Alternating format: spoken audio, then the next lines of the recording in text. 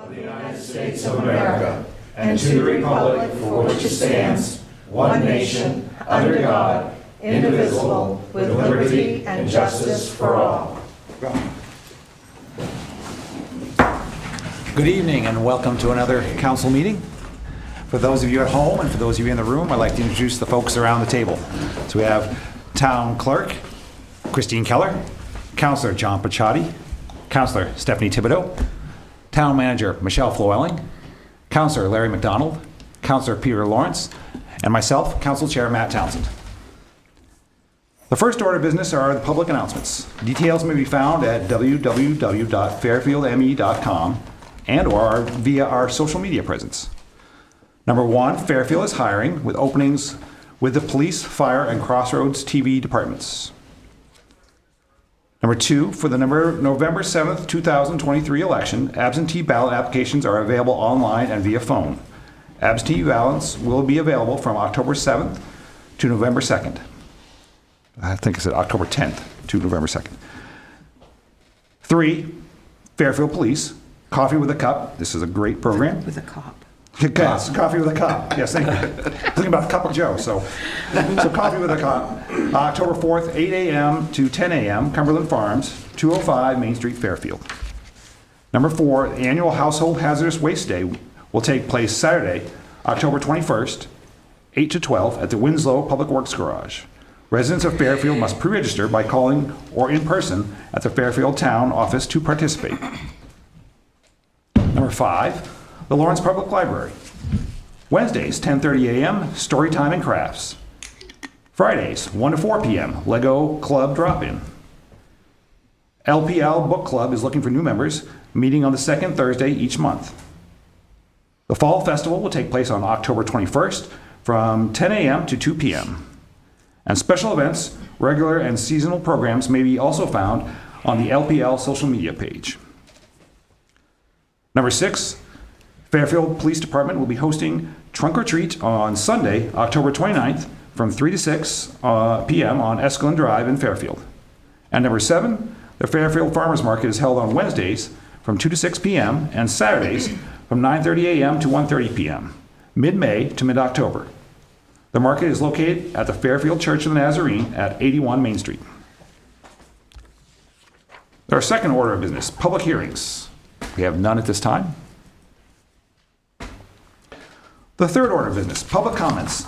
Limit to 3 minutes. Members of the public may speak to the council or request opportunity to speak on a specific item that is on the agenda, or may email comments for council to info@fairfield-me.gov. So that's the new one, info@fairfield-me.gov by 4 p.m. each day of meeting. Submitted content may be read aloud at this time. Any submitted content? Anybody in person? So hearing none. The fourth order of business, reports from staff and committees. The town manager report. Good evening. So on September 21st, I did attend the Kennebec Regional Development Authority's General Assembly meeting. On the 22nd, which was last Friday, was Chief Dwayne Bickford's last day here. Thank you to those council members who were able to make it to his retirement party that we held at the Fairfield Fire Station. With many of our surrounding municipal departments were in attendance, as well as current and retired staff. So that was a really good turnout for that event. September 27th, which was this morning, I attended the Central Maine Growth Council Board of Directors meeting. The Growth Council, I think I've mentioned this before in the past, have been selected to spearhead Maine's Economic Recovery Hubs initiative. So the Maine Department of Economic Community Development created an initiative to stimulate economic development, collaboration, and mitigate lasting economic impacts of COVID.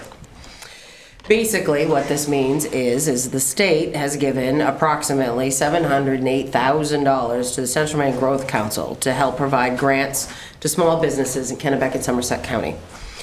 Currently, $325,000 has been distributed to regional businesses, and any business owner who might like more information regarding these grants to contact either the Growth Council, they have the information on their website, or myself. To date, they have not had a Fairfield-based business apply for any of these funds. So they have given funds to businesses in Waterville, a couple of businesses in Norridgewock, One of their largest grants actually went to the new lab that's in Norwich Walk that does PFAS testing. So that was a really great piece that they were very proud to be able to help support that organization. So if you are a small business, you started up right before COVID or during COVID, and you had some financial issues or personnel issues or that kind of stuff, give us a call, or even if you didn't start then, give them a call and maybe they can help you out with some funding. So that's a good piece. And then also just to update the board, the planning board has started working with KVCOG regarding the needs to change our land use ordinance regarding LD 2003, which is the accessory dwelling unit law that came into play. The state did provide $10,000 for municipalities, which we have applied for and received. Those funds will be used towards this process, either funding KVCOG services in part, advertisement costs, any legal reviews that we need to do, all of that. And then any unused funds will just in turn be sent back to the state, but they gave them in an upfront fashion so that we have to report to them what we've spent them on. So we have some time to be able to do that, but land use ordinance, they're striving to have the land use ordinance revised so that we are in compliance with the law as of the January 1 start date. We have a clause within our ordinance that states that state law, we don't trump state law, so we're safe anyway if they don't complete it by that deadline. But they're also looking at different things. One, marijuana in all ordinances everywhere, the word is to be changed to cannabis. So we'll be doing that revision, as well as there's a couple other things that they're looking at. So, and that's it for me. So any questions or any concerns? I have just one, Michelle, will that revision come to us at some point for? Absolutely. Yeah, that is part of the process. Do you have a time frame? Yeah, so right now they have scheduled meetings to meet with KVCOG through November. The plan is to try to get the ordinance to the council and schedule all of our various public hearings throughout December. That's the current plan that we have, so that will come to you. And the draft will be available to the public as well, so that's part of the ordinance process. We make that available to folks and get their feedback during the public hearing process. Thank you, Michelle. Welcome. Committee reports. So I have the Economic and Community Development Committee. We're meeting Tuesday at 3:30 in this room, and the public's invited. And at this point, you'll probably be reviewing. We are going to prepare for our presentation to the council for the first draft of the waterfront plan, Very good. and looking at goals and objectives and doing some planning for the future. Nice. Thank you. You're welcome. Peter, anything you want to add? Yeah, the building committee, we're meeting next Tuesday at 5 o'clock, Right. and we'll be touring the police station. Very good. And the Water and PFAS Committee, we're actually probably looking at one more member tonight, and then actually we will be sending out surveys to find the best meeting times for our members and get that rolling. So, Good luck. yes, thank you. The fifth order of business. These items are considered routine and standard business, and therefore will be enacted by one motion. There will be no separate discussion of these items unless a council member so requests prior to consideration of this portion of the agenda, in which event the item will be removed from the consent agenda and considered next on the agenda. Item 23-121, or the Fairfield Town Council hereby waives the reading of and accepts the minutes for meeting number 2023-15 held on September 13, 2023. Item 23-122, or the Town Council hereby approves Treasurer's Warrant number 70, General Fund in the amount of $586,389.14, not limited to, but including MSAD 49, motor vehicles, VAW paving, MMA health insurance, and warrant number T2 in the amount of $3,500. Those are the library handrails. And item 23-123, or the Town Council hereby approves and signs the sewer certificate of commitment in the amount of $159,537 for the first quarter fiscal year sewer billing for the period of 7/1/2023 to 9/30/2023. So moved. Second. Motion and a second. Any discussion? All those in favor? Passes? All right, moving on to the sixth order of business. I should take action on the following items of business as read by the council chair. Order that the town council hereby considers appointment to the ad hoc committee to address the ramifications of PFAS contamination for a one-year term to expire June 30th, 2024. And I have one application at this point for Rebecca Wentworth. Do you want me to read any more of her qualifications? She's basically a master's degree of public health, epidemiology focus, bachelor's of biology, and nationally registered paramedic. She does live in Fairfield on Mackenzie Avenue. Yeah, well, we'll do it when we get to... The only thought I had was that we had set up committees, 7 members, and we've already got 7 members. So what I'd like to do is to establish an 8th member and make that an alternative member, so that we've got an alternative plus our normal membership. So when we have our meetings, we will have somebody there all the time.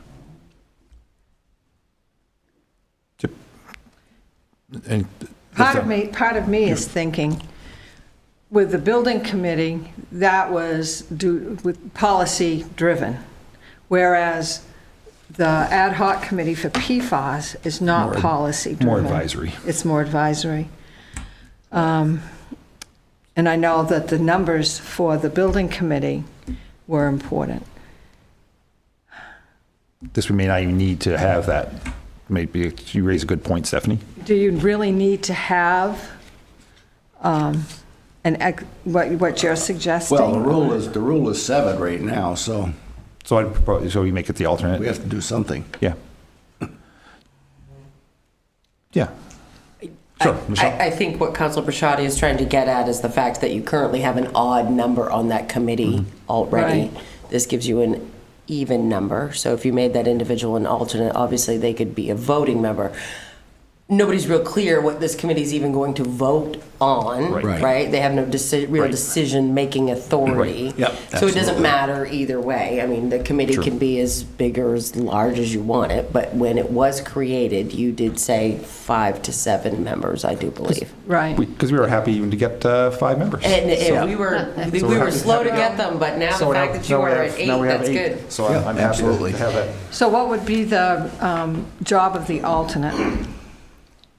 So I would think, actually, in this case, again, because we're not actually a voting situation, or we're advisory, so I think we can actually, I think you're fine just to have the 8 members. And if we want to, because we said initially that we had 7, the alternate would just be an attendee and would be there just to, again, make it fit what we talked about as a description at first. Right. Okay. So the alternate would not have any voting. No, in this case, she would definitely have voting privileges. Yep. And again, we'd be more advisory, so it might be So an alternate typically is someone who participates in the conversation but doesn't actually vote, unless there's, unless the one of the 7 existing 7 members is not present, Is not present, right? right? Similar to Right, how right, that right. works with like me on economic development. Right. or how that works with the Yeah. planning board, same thing. Yeah. Right, you have your regular All sitting right. members, the right. alternate's there, attends, participates, just doesn't vote, Yeah. Okay. unless there's one missing. So I think do you want to make the motion, John, first? Sure, I'll make a motion Make the motion for that. that we establish an alternate on our committee, on our 7-member committee. Yep. And I'll second that. And do you want to include in your motion to have Rebecca Wentworth as that I alternate? think it should be separate. That's fine, yep. Yeah, it would be a Yep, separate yep, motion. I like that, yep. So all those in favor of having the alternate member? And then to bring up Ms. Wentworth's application? I will make a motion to put her on the committee. Excellent. Second. Very good. Any discussion? All those in favor? Passes. Would like to thank her. Yes, definitely. wonderful. I'm looking forward to it. Yeah. Nice to have Definitely. get things Yeah. rolling. So that's, again, the next step, we'll begin those surveys out and to figure out a time to meet that works for hopefully everyone. Yep. The next, item 23-125, order the town council hereby considers and approves the lease and installation of onboard cruiser cameras and body-worn cameras from LensLock in the amount of $14,440.40 year 1 and $13,190.40 years 2 through 5, with funds to be expended from the police operating account. So moved. Second. Motion is second. Any discussion? Chief? Good evening. Good evening. Good evening. Someone had a question. I'll do you, it's about one of the proposals, so I can wait until you've explained. Make it really quick if I can. We started losing cruiser cameras a little over a year ago, maybe a little bit more than that. Actually, shortly after we bought them, we were having trouble with them. But the company, WatchGuard, was sold and bought out by Motorola. And when that happened, I believe they did that with the intention of doing away with this because Motorola is a competitor of WatchGuard. So I had actually reached out to Motorola and asked for some pricing for some new cruiser cameras. We had two that were dying and two that were dead and one that was dying. The quote from them was like $5,700 per car. By the time I was able to get this paperwork together, Motorola had shut down production on that line completely, and they no longer sell equipment to police departments, and they pushed me towards the two proposals that you see now. At the same time, we met with a company called LensLock at one of our chiefs' meetings. They had a very vibrant system that a couple of departments in Maine have gone to. It's called, like I said, it's called LensLock. Their camera systems are very similar to Motorola. Their service is exceptional. They actually brought, as soon as I reached out to them, the next day they brought up a complete setup for us, set it up in the PD, got 4 of my guys utilizing their camera systems, and they let us use them for 2 months solid. The only issue we had with them is the battery life is a little weak on them. It lasts maybe 10, 12 hours. Really busy shift. I don't know if they'd make it or not. But they offer 2 replacement cameras that we can keep right in the station. So if one of the cameras goes dead, the officer can go and change that camera. The cruiser systems seem to be really robust. The only difference between the Motorola systems is we can't view the video back in the cruiser like we can with the current system that we have. Well, technically we can't now anyway. We only have one system running. So you've seen the prices. The difference between the 2 Motorola prices is in one of them is kind of a purchase of equipment. You get a 1-year warranty on it and then that's it. And we have to continue to store all of the data on site. The other 2 have cloud storage, which is included. If we ever, with LensLock anyway, if we ever run out of storage, well, we'll never run out of storage, but if we ever stop using LensLock, those videos are available to us forever. With Motorola, they're available to us for like 5 years. So that was a selling point. And the other issue that I had with Motorola is I asked them 3 questions in an email 2 or 3 days before I authored this memo to you, and I still have not gotten a reply from them. There's really nothing else out there available for us. Yes? All right. First of all, the Motorola solutions, and I'm looking at the thicker of the 2 proposals.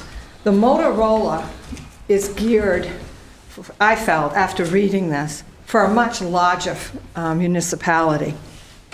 It's very high-tech.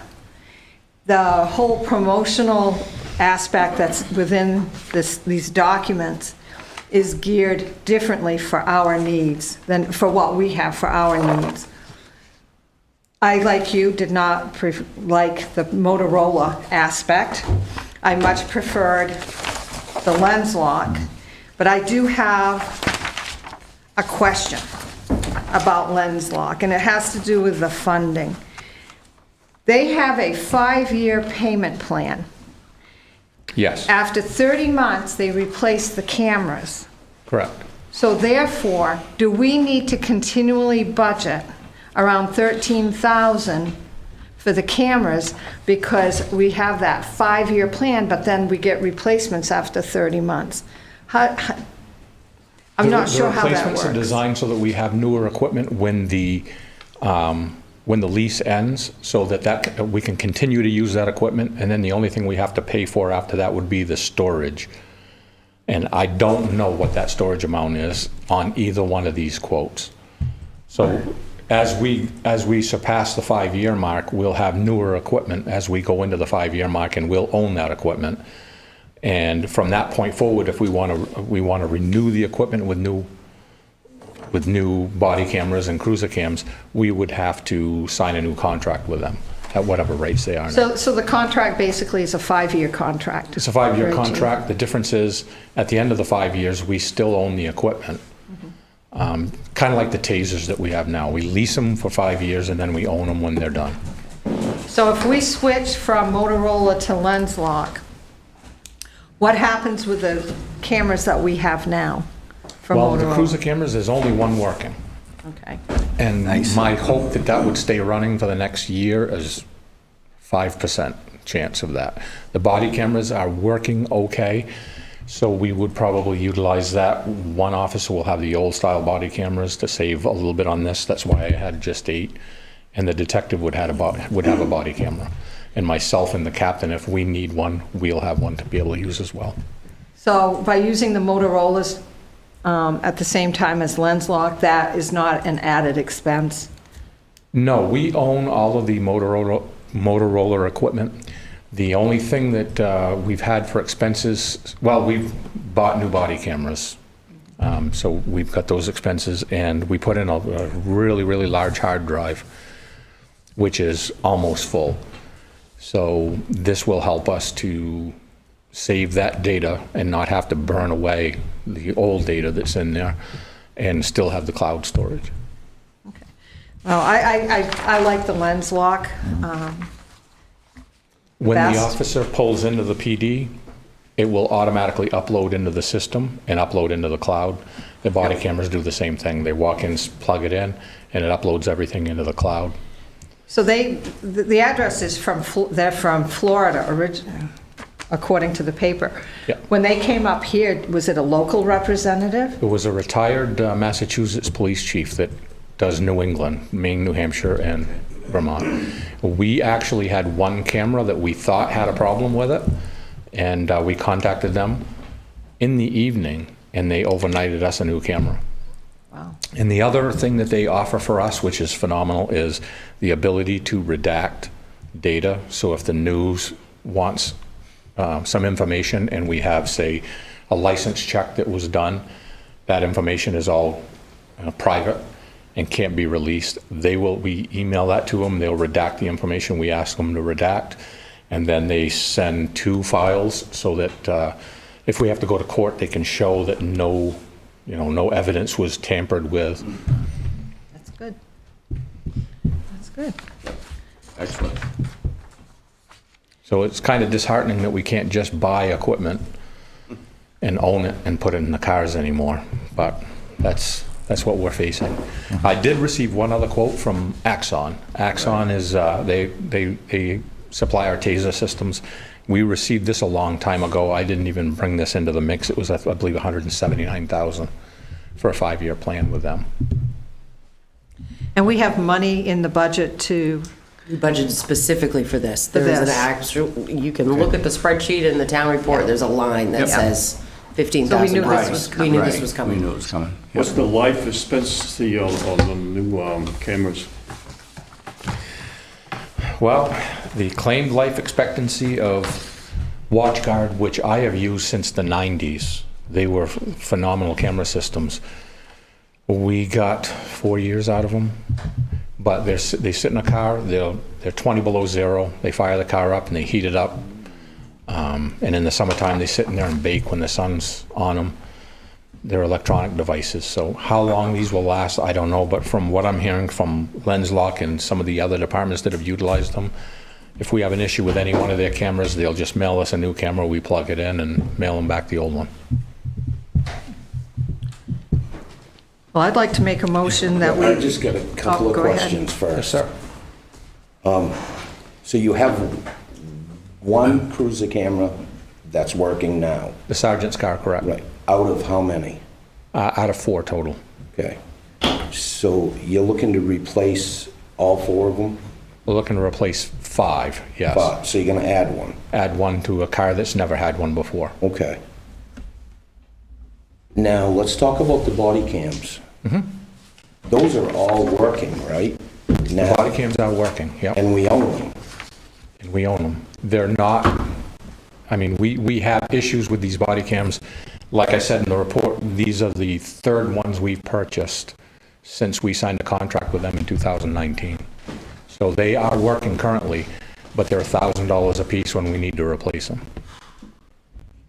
Right, and what I'm wondering, if we could save a little bit of money by going with the 5 cruiser cameras, which you need, you're in desperate need of those, and replacing the body cams as the other ones become inactive as we go. Because we don't know if they'll last 6 months, or 6 days, or 6 years. Well, if they last 6 months and they die, I can't replace them because they're no longer making those body No, I'm cams saying and cruiser cams. make the deal with this same company that replace them like almost on a yearly or as-needed basis. The same company, Lens lock? yes. Have to have them redo the bid. What I'm saying is don't buy them now because you don't need them, but you definitely need the cruiser cameras. We'd have to have them redo the bid. We'd have to have them redo the bid. But couldn't it be, you could And my save guess some is- substantial money here, right? Well, that all depends on how long these body cams are gonna last. I Right. mean, we've replaced them 3 times and I can't replace them now, so if one body cam goes down, then what do? I order one from them at a time or because their company doesn't, Lens Lock doesn't have the same style body cameras that we have now. So there would be 2 separate operating systems. There'd be 2 separate platforms for uploading body cam video. Right, but we already It have would the be- other one already it- in place, right? We have Because the other you're one in using it now. place, but like Lens Lock and the current system that we have now, they link together. So if you're driving in your cruiser and you've got your body camera on, it's linked to the cruiser cam. So these body cams won't be linked to the cruiser cam. It'd be 2 separate videos. As it is now, it's 2 videos melded together, kind of. And if Okay. there's 2 officers that are on scene or 3 officers on scene, all 3 body cams go into the same video and they're all synced the same. Okay. See, and that's why I was asking, because I was wondering what the advantage to it was. Sure. But that makes sense to me. So our hard drive is also almost full. And I don't remember what we paid for that, for the hard drives, but 5 years ago it was 6 or 7,000, 4,000. I don't recall. It was a huge amount of money. Because, I mean, the reality is we're only talking like 15 grand here a year. But it's still 15 Right, grand. but it's still I 15 know. grand. But in the big picture of things, it's not a lot when we look at, ease of use, officer safety, lawsuit potentials. I mean, there's all kinds of stuff. For me, it's easier to have the guys just come in, plug the taser in, their body camera in, and the whole system is synced together. Everything goes up to the cloud. We don't have to worry about storage. We send a link to the district attorney's office for the case, and all of the videos are uploaded. Having 2 separate systems would require them to still download the video like they do now onto their computer, change it to a different format, and upload it. Okay. Now, the other thing, if we do this, is there any market for this used equipment that you're taking out of service? I was asked that by the captain the other day, if we can potentially sell some of this old equipment off, but we only have 1 cruiser camera that's working. Right. And most of the parts that are in the car from the other cruiser cameras were gifted to us by Yankee. Right. Well, I'm kind of going back to the body cam thing, because they're all operational and they all work. It's possible. I could put it out on the listserv to see if anybody wanted to purchase them. Okay, good, thank you. So good questions from Larry. It sounds like this it needs to be an all or nothing kind of situation really to make it work. I think that's what Larry's getting at. Hopefully to we make can it flow. to make it flow. I mean, it'd be nice if we could mix and match for a little while, Right. but it sounds like that'd be pretty clunky. I don't personally believe the body cams we have now are going to last much longer. They're probably 1.5 years, 2 years old, and they're being complained about. Because I'm thinking this new equipment probably has a lifespan of about 3 years. That's why they're replacing it at 30 months. It's But- totally possible. You know, I but- can tell you right now, the equipment we're using now has a lifespan of about 3 years. Right. Yeah. Which is fun. Thank you, Chief.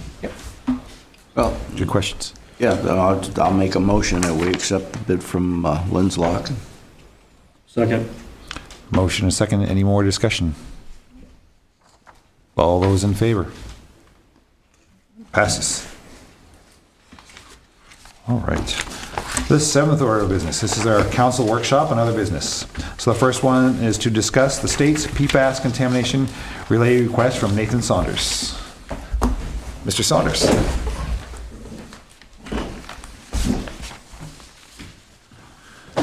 Good evening. My name is Nathan Saunders, and my wife and I live at 30 Howe Road in Fairfield. And thank you for giving me a few minutes to talk about this evening. I'm here seeking the council's support in the form of a letter of support written to the Kennebec Water District for a municipal water project that will resolve 14 of the most highly PFAS contaminated wells in the entire state of Maine, all found on or next to the Howe Road in Fairfield. For some background, in June, the raw water coming into my home before treatment was 18,729 parts per trillion PFAS 6. That's the 6 that they measure for the state. In 2021, my raw water averaged over the whole year 14,832 parts per trillion, which is 742 times Maine's allowable limit of 20 parts per trillion PFAS in drinking water. So thinking again recently about my well water being contaminated with PFAS, in July I decided to look more into what was causing the incredibly high PFAS number in my well. I remembered that there were permits issued by the DEP for land spreading sludge. So I asked the DEP for copies of the permits they issued for land spreading of sludge on the 3 permitted fields within a quarter mile to the northwest and south of my home. I provided an aerial photo of these fields for you to be aware of. I'm not sure if you saw that. I was quickly sent the 6 permits that applied to these fields, and I learned that having a permit meant that the permittee, which was Kennebec Sanitary Treatment District, KSTD, for all 3 fields, had to report annually on how much material or waste treatment plant sludge was spread each year on the fields. So I asked the DEP for these records and quickly received them. It turns out that on the roughly 200 acres of fields to the northwest and south of our house, from 1980 to 1996, there were 32,900 cubic yards of KSTD sludge spread on these fields. That's the equivalent of 2,350 dump truck loads of sludge spread a quarter mile from our house. I also found out that the PFAS concentrations alone on these fields, that's PFOS, only one of the thousands of PFAS chemicals, were 151,000, 242,000, and 450,000 parts per trillion. Those 3 fields near our home are highly contaminated with PFAS. The measurements were taken in 2020, as 24 years after the land spreading of these fields stopped. So we know that this health-impacting chemical contaminant is going to be in the soil surrounding the Howe Road for many more years, well beyond any of our lifetimes. Asking a few more questions to the DEP, I learned that the result of all these well tests that the DEP has taken for PFAS in the state so far are available online on their main PFAS investigation map.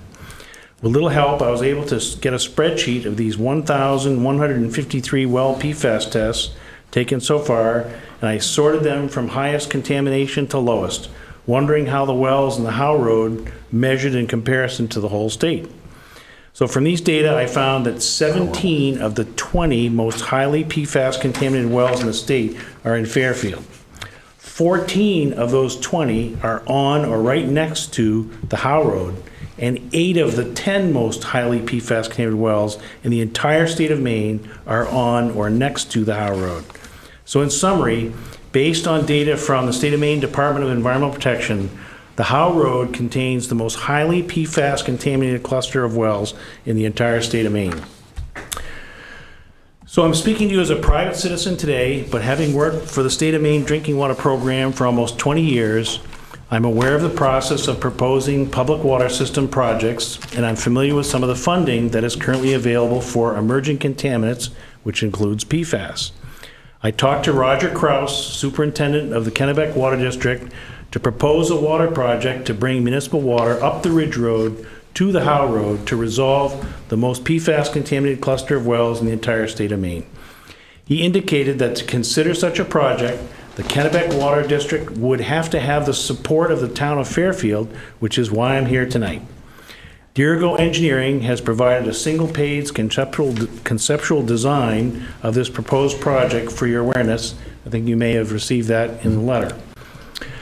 Based on figures from 2 years ago, the proposed Howe Road project has a cost of around $6.5 million. This number needs to be adjusted to current costs. I talked to Bill Dawson, the chief engineer of the State of Maine Drinking Water Program. Bill receives applications for water projects to determine if they will receive funding and how much funding they will receive. Bill suggested that $6 million of grant money could potentially be available for this project. The $6 million is an annual cap per project, so if the project was to span 2 years, which it likely will, the design in 1 year and the construction a second year, then potentially the project could be 100% funded by grant, even if the updated prices come in at $7 to $8 million. In addition, given this funding availability, the project could potentially be expanded to pick up more PFAS-contaminated wells farther down the Ridge Road. The actual funding available for this proposed project would need to be determined by the Kennebec Water District submitting a non-binding project application to the Maine Drinking Water Program for review. And when I say non-binding, next spring, if the funding for the project was not acceptable to the Water District, the Kennebec Water District could simply cancel the project.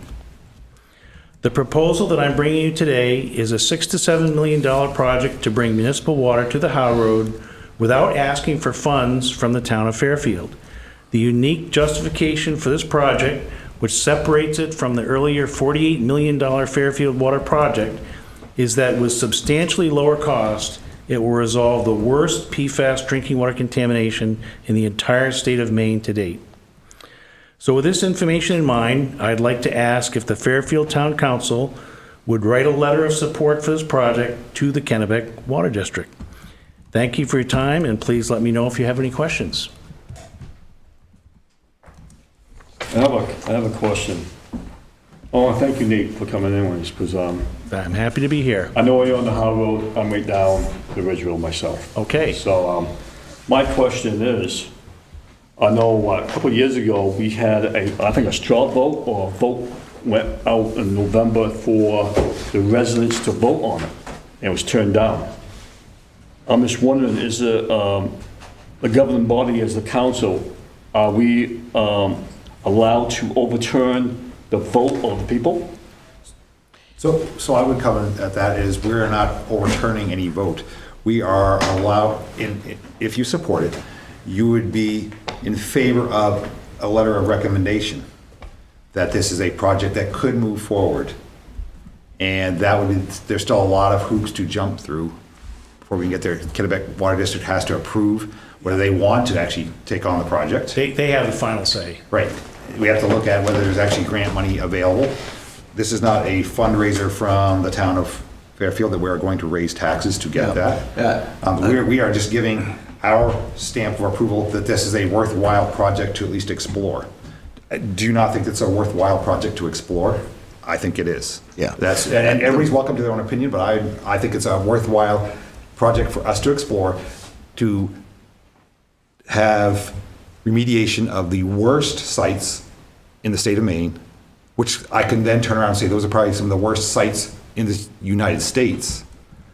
And so I think having clean water for those people at no cost to this town potentially is well worth our time tonight.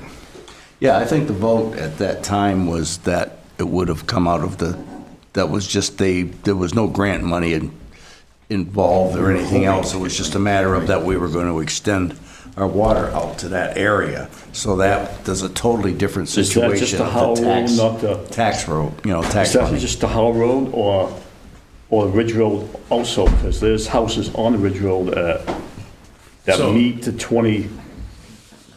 that level too. Yeah.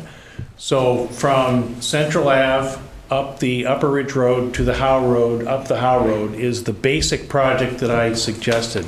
But knowing that the cap per project is $6 million per year, if this is a phased project, you could actually, it's gonna take a couple years to do this. Yes. You could actually, instead of just going with this project, because I said it, actually, Rick Pershkin is the design engineer on this from Dirigo, and the first question that he asked me was, can we go farther down the Ridge Road to pick up the extra wells, which you're seeing there, farther down the Ridge Road? Can we do that?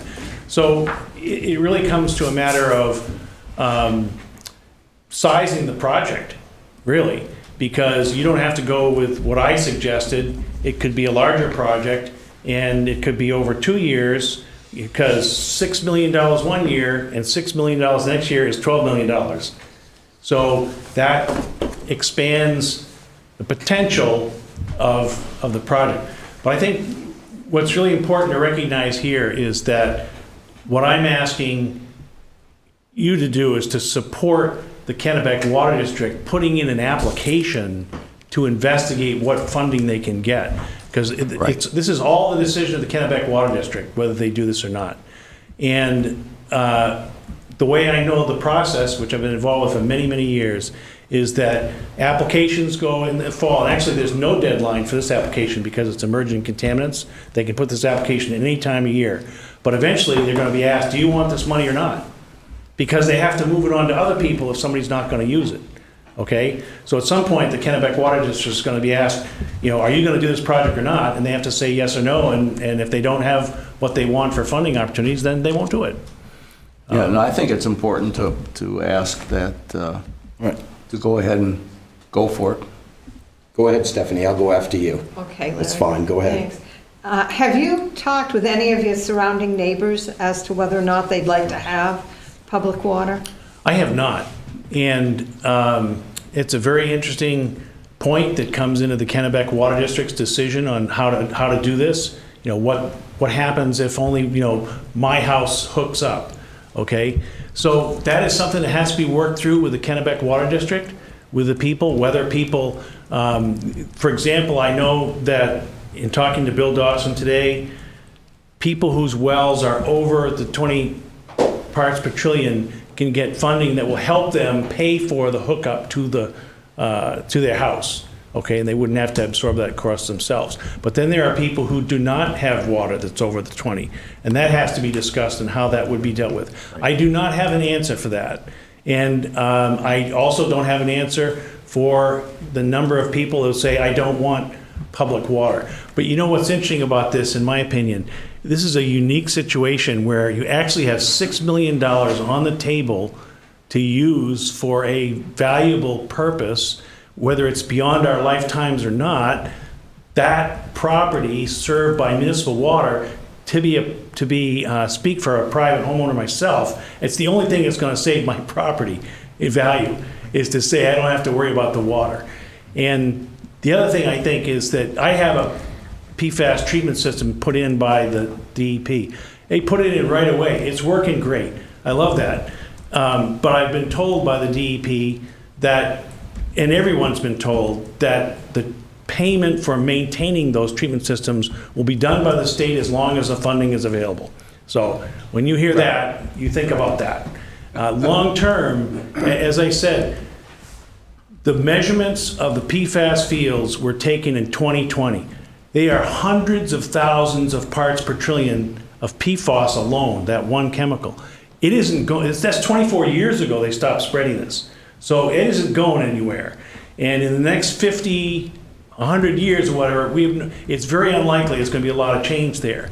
So to have municipal water serving these homes, I think is personal opinion is the only thing that's really going to save those property values. Yeah. So also I know when you were talking about the fixing the wells and keeping them upgraded and stuff like that. Yeah. That's a very, very expensive situation. If they run out of money, it's going to cost the homeowners big bucks. Well, there's 200, I think there's 200 wells in the Fairfield area that have the treatment system on them. And I know Right. this, the two, I have two 2.5 cubic foot cylinders of granular activated carbon in my house, 2 of them.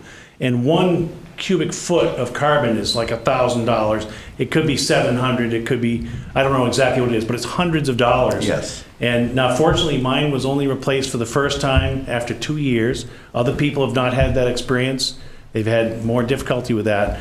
But it's just, the long-term solution is not 200-point systems for treatment in homes. It's not a good long-term solution, in my opinion.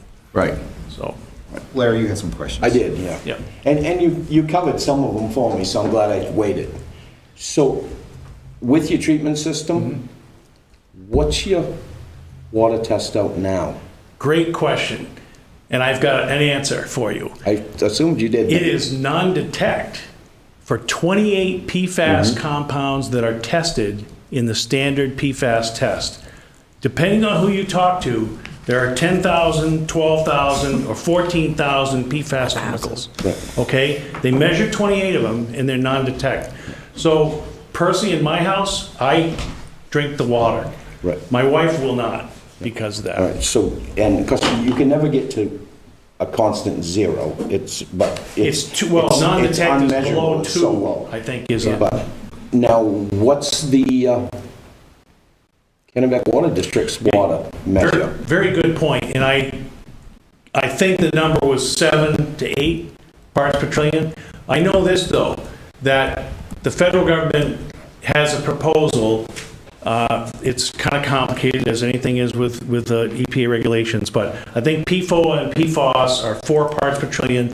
Then there's a series of 6 other chemicals that you add up, and it adds to that number to make a total limit for what you have to be under.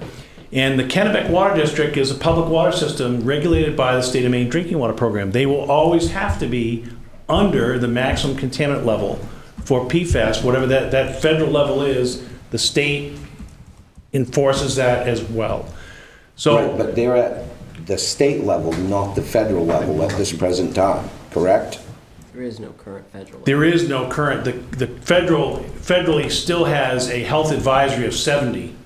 And they're working on 4 and 4 for PFOA and PFOS, plus this other 6 combined. Right. Maine has a standard for 6 chemicals, PFAS 6, under 20, a total of those chemicals under 20. Right. So Kennebec Water District is, well below that. 7, I think, was the number. Again, Roger would have to give you those exact numbers. I think they're available even on their website.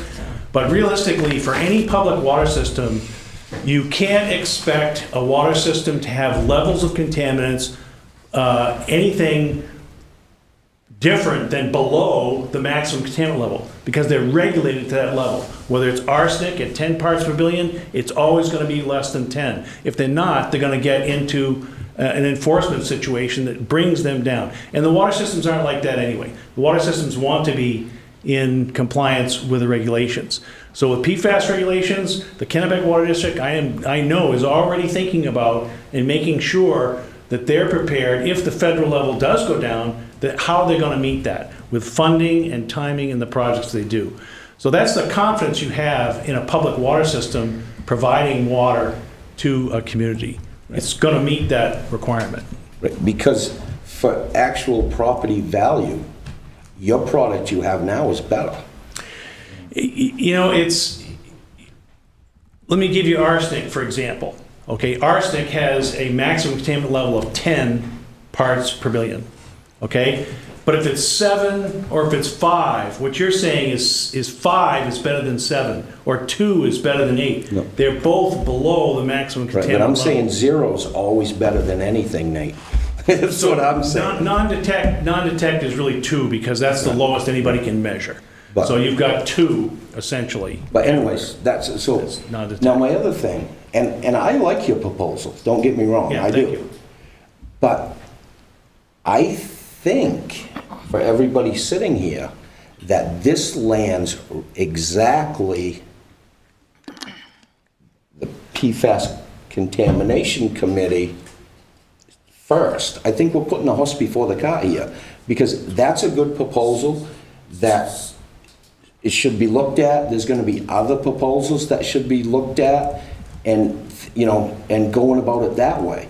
I personally, and I don't wanna put you on the spot here, Nate, I would personally like to have you consider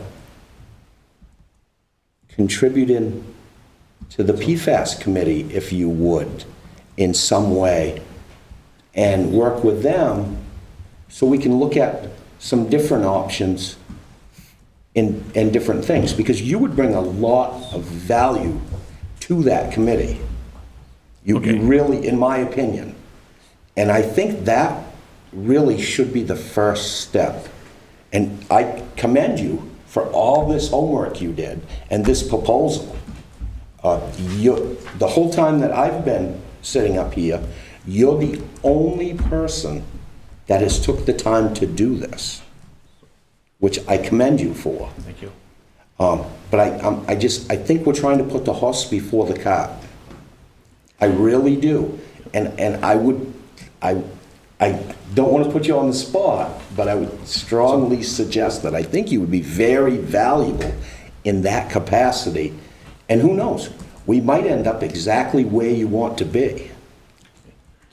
So I would, first of all, I would thank Larry for actually respecting our working group, that I think we can do a good job, and that we will be able to move forward. So I appreciate that support. Number two, I think, on that end is, I had in my head, as we move forward, Mr. Saunders is a known commodity, and he is definitely going to get calls from me about this, on this working group. There's just no doubt, because of what he brings to the table and with his own personal experience. So that was kind of a plan in my head. There's no doubt about that. Number three is, I don't think this proposal, in just my humble opinion, is that we don't need to wait for us to go through as a committee and then bring this something back to the council to say, hey, we've kind of explored this is a good idea. And I just think that we can actually move forward if we decide to on this without having to go through our committee, which is more of a more advisory committee, which is going to play a role like this. And I think there are some issues that Peter has brought up and that are valid. You know, there's moving forward, people are concerned about, if I have a clean well, I don't want to hook up. You know, on my own road, I'm a quarter mile off the road. I have sites before me and beyond me that are very high. If they ever ran water, I'm a quarter mile. Do I hook up? I run into that role. How does that exactly work? So there are all those questions that need to be addressed. Does you know, the Kennebec Water District even want to do that if they, you know, are they going to have to ask everybody to hook up? And that's what we ran into before. And I think I respect those opinions where the people had some, definitely some, had some reservations about that. I think that's very, very valid, and I hope we can move forward on that. And I think Kennebec Water District can address some of those things. And I don't think our rubber stamp, moving forward, is not a rubber stamp. I think we need to look at these items. I think we give in my opinion, I feel very comfortable at least saying this is a worthwhile project to explore, and that we should move forward with that, at least exploration. We'll sign on to support that exploration, but implementation may be a whole different matter. Right. Yeah, at this point, that's all he's asking, and I think that's just a matter of just saying, yes, we support what Kennebec Water District is moving forward on and asking for the grant, that type of thing. And I think it's just a matter of us saying it's not going to cost the town anything or anything else. It's just a matter of saying we back Kennebec Water District. So at least start the proposal and start the process. Right. Do we need, if we approve this, do we need to make an agenda item since it's in the council workshop? Yeah, so what we could do is bring back a draft to you. Right. And that also too, right, so that would give a couple of weeks for your constituents to get in touch with you and let you know what they think about this. And the opportunity for you to ask some folks what do folks think about this letter?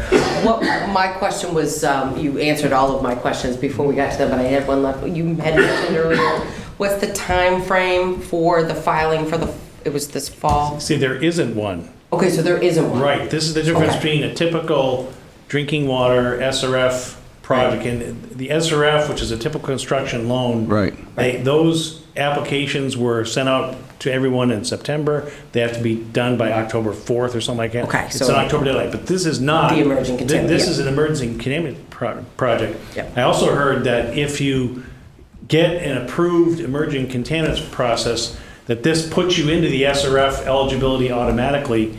Again, that has to be, the actual funding package has to be determined by the Kennebec Water District applying for funding to see what they can get. Right. And if it doesn't work, they just say no. Right. So there's really no particular risk other than the time frame and the overhead to go through this. And so when we had put this out to vote to the folks, just to clarify a few things, the town council had no intention of using taxpayer dollars to pay for any expansion for the project that we Right. put forward for that vote. Exactly. This emerging contaminants program we knew was coming, but the rules around it had not been written yet at that time. We didn't know how that was going to work.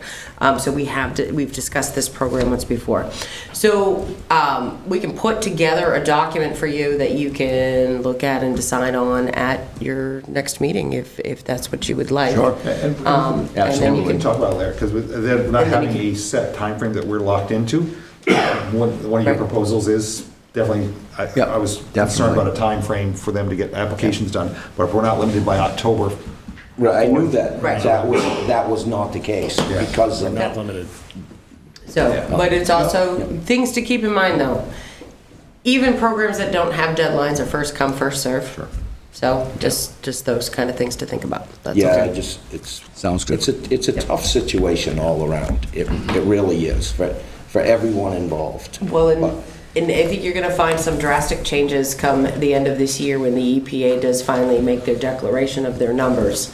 I've read their proposal, I've read what it's going to look like, and the federal funding that's coming out of the infrastructure bill at the federal level is going all towards main drinking water programs.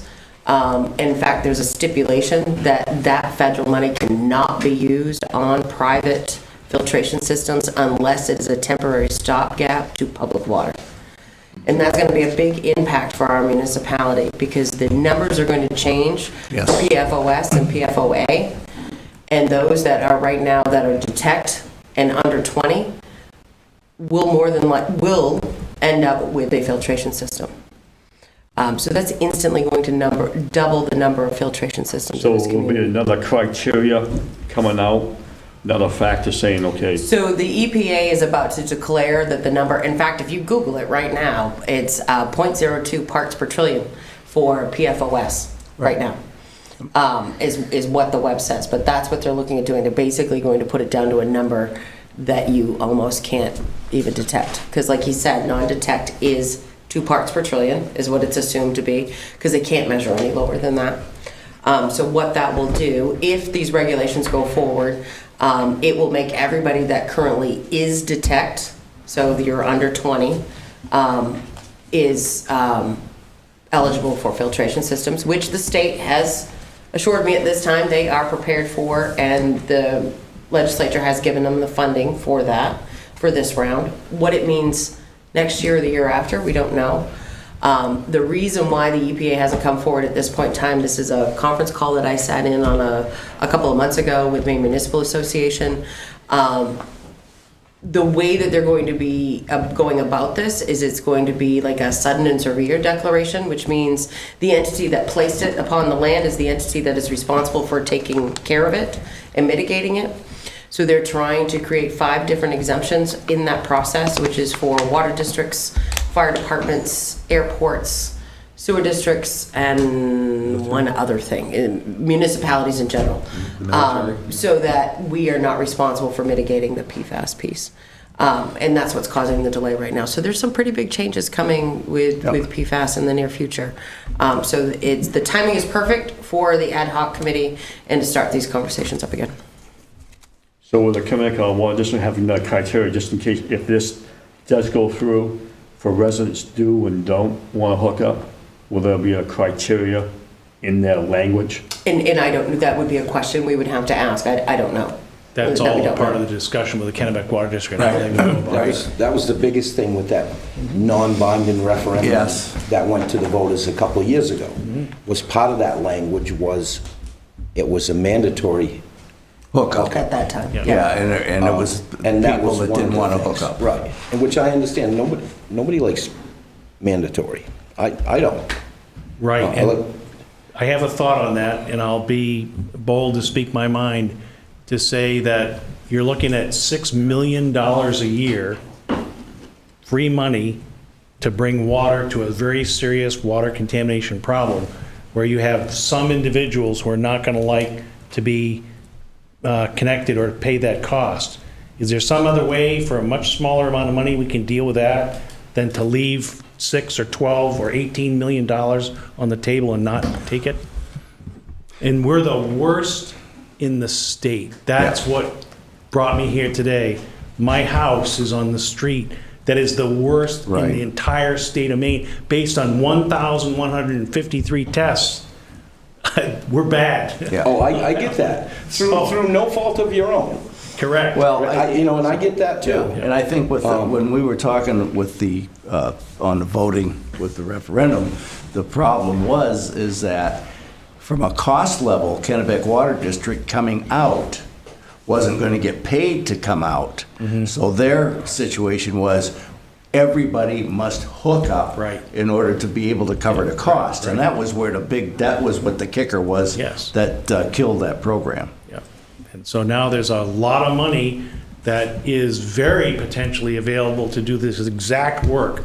I mean, all the ducks have been connected to this, to the point that the person, I talked to him today, the person who makes the decision on this said there's very potentially $6 million for this specific project, which I proposed, and it's by year per project. So there's some things to think about for opportunity, that's all. Right. I would gladly participate on the PFAS committee.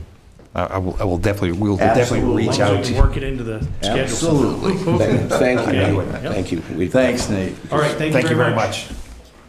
So, thoughts to move forward? I'm all in favor of I moving guess, forward yeah, with if we this the can next- bring this forward to the next As I meeting. am too. Okay, Yeah. excellent.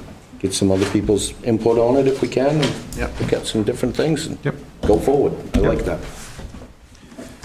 Number 2, to discuss the Maine Downtown Institute's All Things Downtown Conference, which was attended by Councilor Thibodeau and Councilor Lawrence. All right, it was very well worth our time, but I want to give a little bit of history before Peter and I get going. In 2002, there was a downtown plan that was written for the town of Fairfield. Yeah. I have not had the opportunity yet to read it all. However, the town manager has assured me most of it, of the suggestions have been checked off. In 2010, we were given the designation of a slum and blight area for our downtown.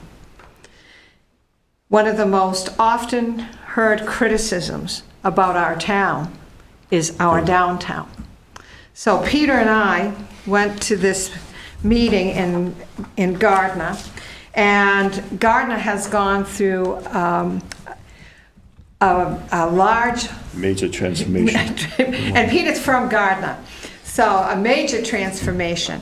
And one of the big things that I was astounded by was the fact that it was started with volunteers. And Peter and I are going to go through the basic presentation with all of you. Michelle can put up slides for our audience so that you can see what we also have. And basically this here is, where would we like to go with something like this? And is it time to do another new downtown plan? But remember, a lot has changed between 2002 and 2023. So, are you ready, Peter? Oh, I'm ready. You're ready, all right. So, here we go. So Gardner was used as the example of a downtown planning initiative. And the first speaker that spoke with us was a downtown planner. And that was her job, just to plan. And one of the takeaways I got from her presentation was the people that design a downtown plan can designate the parameters for that downtown. Does it have to be linear, just Main Street? Or could it go beyond that? And so that, right there, my wheels started turning. So the downtown plan is about a designated area. It does not have to be just the down street or the main street. So, Peter, your turn. Yeah, because I think we got a plan already, Stephanie, because the tax area of the downtown, I think if I'm correct, Michelle, is a certain area in downtown is just The considered. Main Street zone is specific. Right, Main it's the Street. zone. It runs from, I think, just about the end of Western Ave to The viaduct, the train. Train trestle. Train trestle. Yeah. Yeah. It's, Yeah, it's hard to tell. we established from that, there, yeah, yeah. quite a But few it years is ago. defined already, yeah. Yeah. Right, so they're saying you don't need to have, even though that's already been defined, we can redefine what we want to make the downtown district. Right. So we do have a comprehensive plan, and the comprehensive plan encompasses the whole idea of where we want our town. The downtown planning is the whole within the donut. It's just one small part of it. And they even used the donut as an example. So, moving on. A process for planning includes an analysis. There it is, Michelle, good job. Analysis of existing conditions, Yep. community visioning process, design and recommendation, and an implementation plan. So those 4 items is what a planning process would look like in 2023.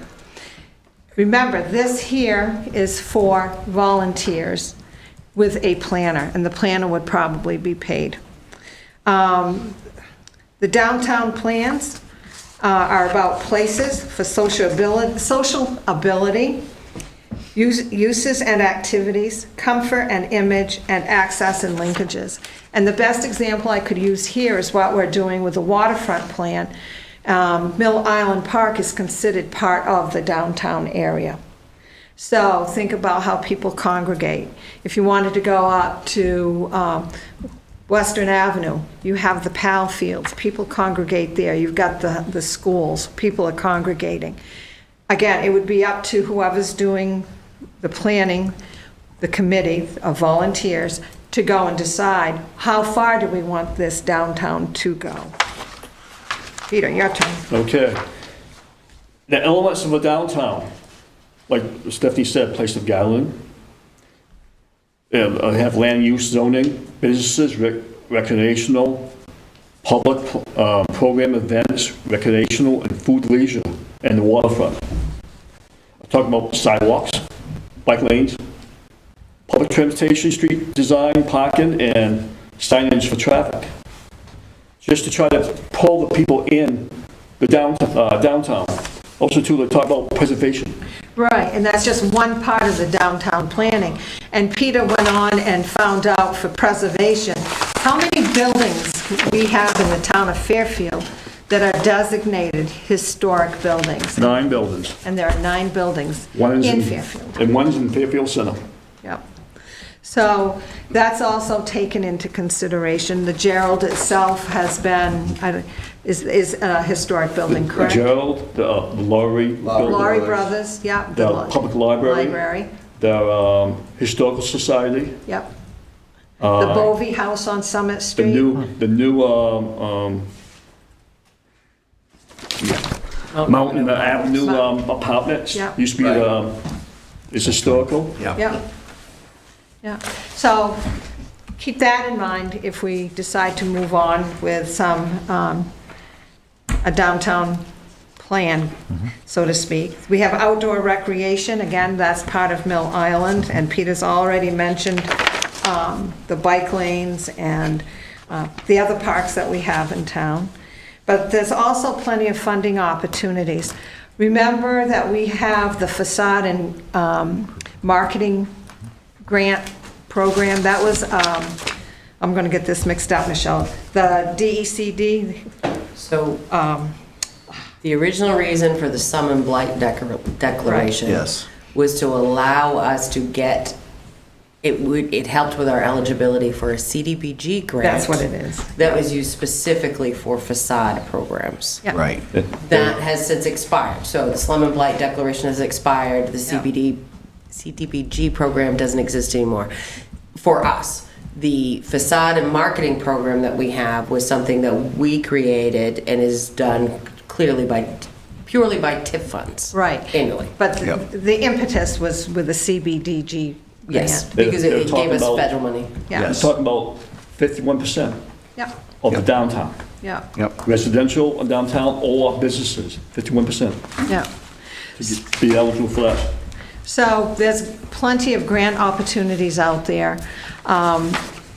I can't stress enough the fact that if an initiative did take place to improve our downtown area, that it is imperative that it's a volunteer group of people that are doing it.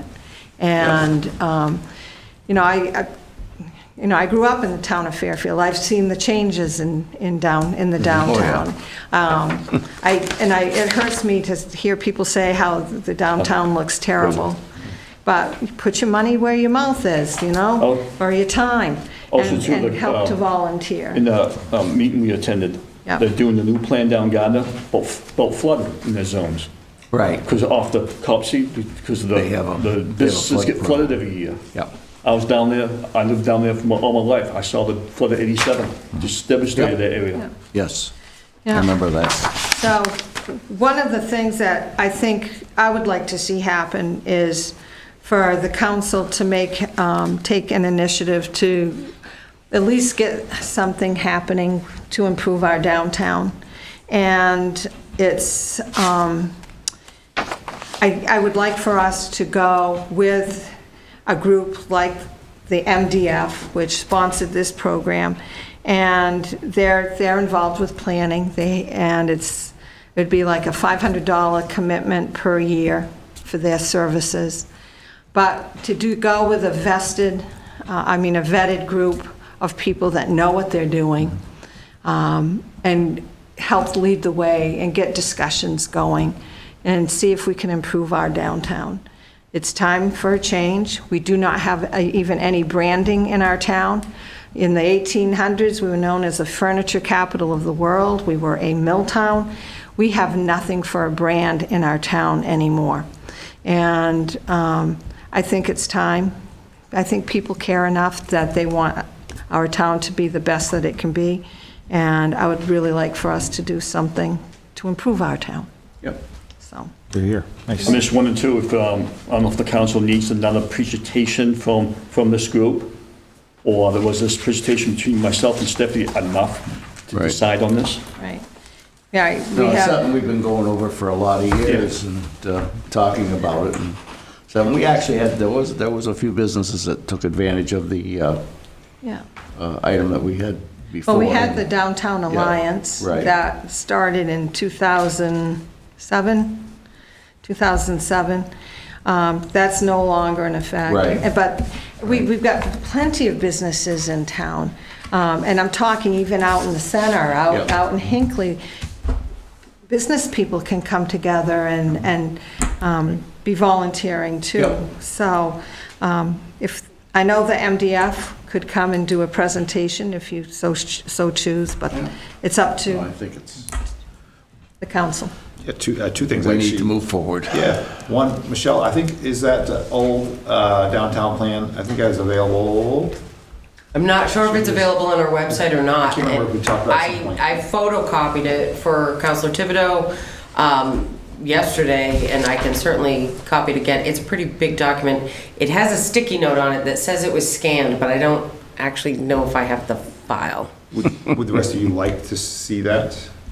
The old plan, just to understand kind of what it looked like and what's been accomplished and kind of, so we can at least look at that? I looked I know for what it it to looked email like. it to her, and I couldn't find it, but that doesn't mean it Because I doesn't know exist Stephanie and somewhere I else. talked about this, I know that I asked about volunteers, because I know that Economic Community Development committee we were on, a perfect example for this. I don't know if they want, So I would, I mean, I think it's great. I think I would love to see, in my mind, I'd love to see us talk about it at the committee meeting for the economic development, just to bring that up. But I think I think we should move forward at the next meeting along those lines. I'm not sure exactly what that looks like, so we should put an agenda item together. It's already on the Good agenda idea. for Yeah, Tuesday. So, I mean, for next council. Oh, for the next Yeah. council meeting. Nope.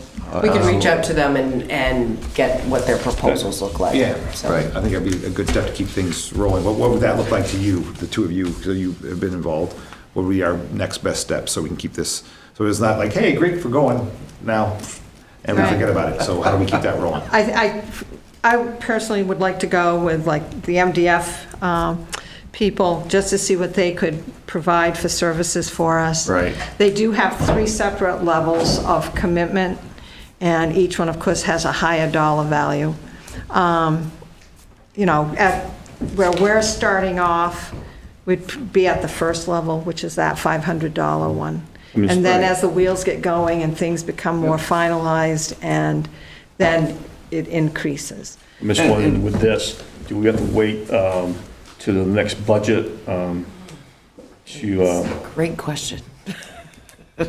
So what I can do is, I can reach out to them, the Maine Development Foundation, Yeah. Downtown Foundation, Maine Development Foundation, and ask them to send me up their proposals and their cost program, and then you can figure out Yep. what's the best value for you, right? And do we have the funding for it? Because I can have that answer for you too by the time that comes around. And I So we think can it's- put this back on your agenda for your next meeting and work on that. And it may be, maybe it's something that you do need to do more work on, because we have to wait till the next budget, which gives you an opportunity to get some input and see what folks want us to have. But let me put that together for you for your next meeting. Right, and it's important. Is that? I'm good with that. Satisfactory? Yes. Okay, cool. Yeah, it gets the We'll follow wheels going. Good. Thank you for your time. Thank you. Lauren. No problem. Thanks. Number 3, this will be fun as well. Discuss the state assessment and sales ratio requirements for municipalities specific to taxation, exemptions, and revaluation. This will be Michelle, fun as take it well. away. Your definition of fun is a little sketchy. It is going to be fun. It's going to be very So- eye-opening and fun for all involved. This is the project, so sales ratio piece was brought up at our last meeting. And I said I would put some stuff together for you so that you could understand how this all works. It is a complicated process, and I tried really hard not to get into the weeds too badly with it. But what I did is I provided you the documentation and kind of walked you through how the process happens from beginning to end. And really, you know, the sales ratio piece, I mean, that's what basically determines, you know, can determine our state aid education and our revenue sharing pieces. It determines, the value of our homestead exemption and veterans exemption and all of those pieces. So if you looked at your tax bill this year, your homestead exemption was 19.5, and that's because of the fact that we certified for this year at 78% of, and what that means is 78% of value. So let's start from the very beginning. So every year, every time a property is sold, there's a transfer tax form that is created, right? So if you've ever sold a piece of property, you know, you wait just a minute, I'm gonna pull that up for you.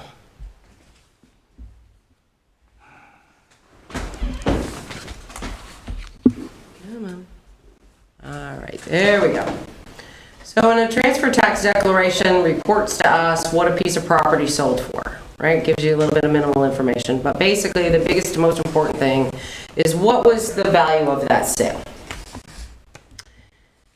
So then it gets captured in a year's time frame. So this most recent sales ratio analysis that we've done actually includes the sales of property from July 1, 2021 through June 30th, 2022.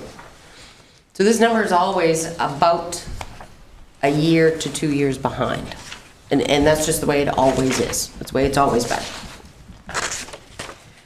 There are certain... Why is that? I believe it's so that it can be inclusive, right? So I couldn't be working on a June 30th, 2023 calculation when I'm going to commit taxes in July, right? So that's why it ends up being a year behind.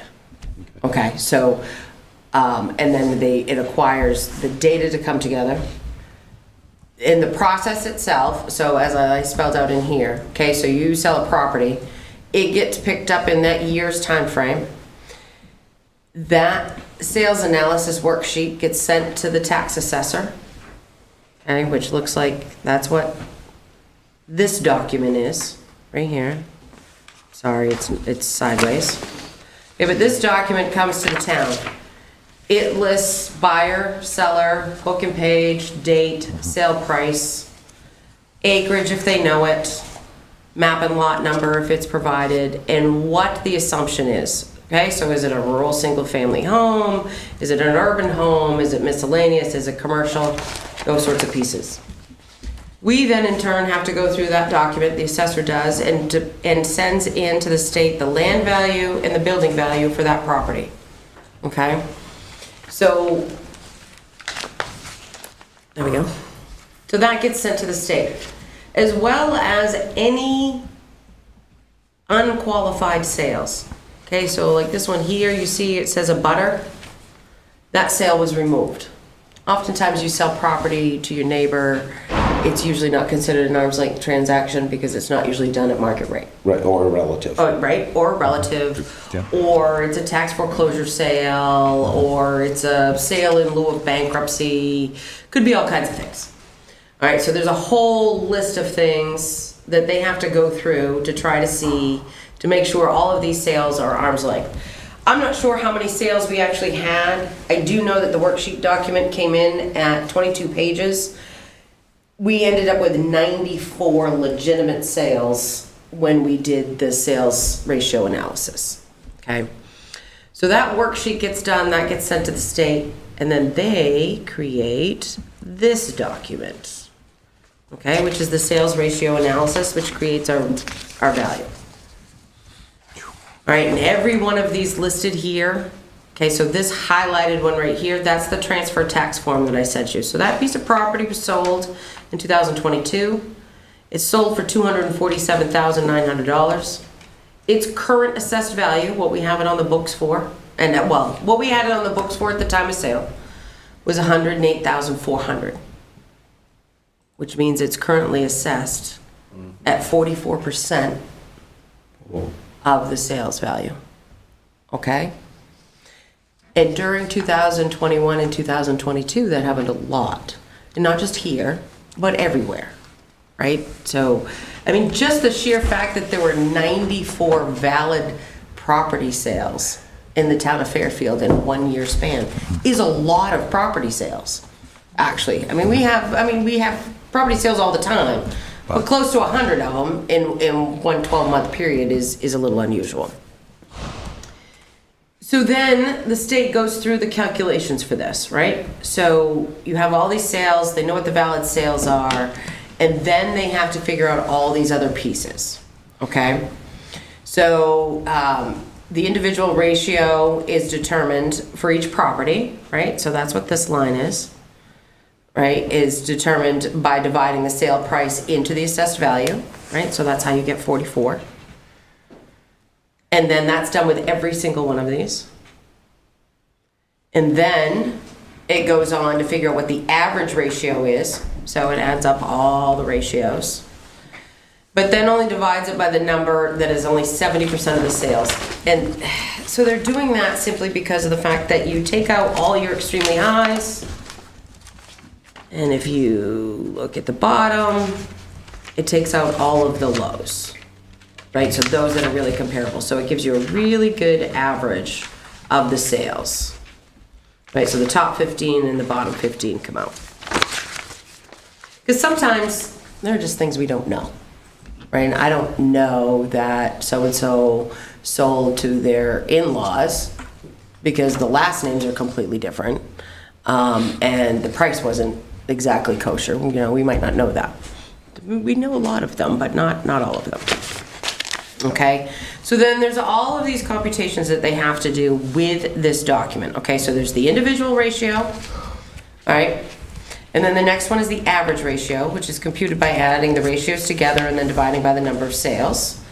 When computing the average ratio, you are using the central 70% of the sales. If you notice, the ratio study has gaps, which basically separate 15 from the top and 15 from the bottom. That's this gap right here of the sales ratio. So you would use the center section of the study. So that totaled, so the center section, 70% was 66 sales. The total of the ratios between the sale price and the assessed value was 39.14. So that gave you a number of 0.5931, so 59%. Okay, so that's how you get this average, this 59% right here. This average ratio, 59%. Okay, and then there's a weighted average ratio is computed by adding all the sale prices up and then adding all of the assessed values up and then dividing the total sale price by the total assessed value. This gives you a more weight to the higher valued sales. So they called it a weighted average. This includes all sales, not just the central 70% as mentioned above, okay? So 10,704, 10,704,400 divided by the 18,182,199 also gives you 59%. So once the average ratio is computed, the deviation is how far each sale is off from the average. So if the average is 90% and the sale is at 85%, then the deviation would be 5. It's always expressed as a positive number, no matter if it's above or below the average. The average deviation is calculated by adding up all of the deviations and dividing it by the number of sales. Again, not just the central 70% of the total sales, all sales are used. So the parcel that we had looked at, right, so this one right here, its ratio was 0.44. The average ratio is 59%. So the deviation is 15. Yep. Okay? All of them, though, so the average deviation of the whole piece, oops, sorry. I should have brought my mouse. Is 12% for the whole thing. So then that gives you your quality rating. Also is calculated by dividing the average deviation by the average ratio. So if the average deviation is 13 and the average ratio is 70%, you would calculate 13 divided by 7, blah, blah, blah. But in this case, it's 12 divided by 0.59, which gives us a quality rating of 20.339. So sometimes what happens is that you could have like say you don't have a lot of sales. You can have very low average ratio, very high average ratio. Say you were at 59%, but say you only had 3 sales, your quality rating could be 2, right? So it's not, so you have to look at them both to see what's actually triggering for the reval process. So that's why when this calculation was done, the official form hasn't even arrived yet. When this calculation was done is why the state auditor reached out to our assessor immediately and said, what is the town planning to do? Because this is what's coming.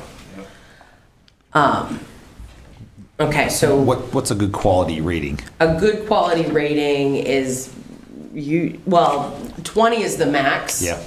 So a good quality rating would be more like down around 5 or Okay. 10, Yep, right? just for- So definitely down there. Thank you. Down there.